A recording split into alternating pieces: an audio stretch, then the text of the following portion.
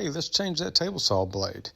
Okay, so first we're just going to take a wrench that will fit this outer nut. You do not have to use the tools that came with it, but if you have it, go ahead and use it. Place it against the back of the frame of the saw. I like to take a little scrap piece of wood and give it a little tappity tap to break free a blade that may be stuck. And there you go, it's loosened up. Then we're going to go ahead and just take that nut completely off and put our new blade on.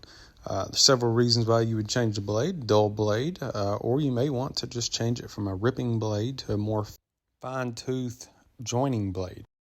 Now when we go to put this nut back on, we want to make sure to put the washer back on first.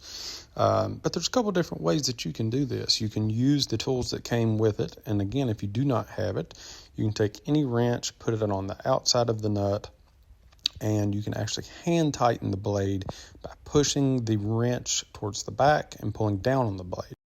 Or if you do have the arbor wrench that came with it and you want to get it a little more snug, you can put those together and just give it a little squeeze and you're set. And it's as easy as that. Follow for more tips and tricks.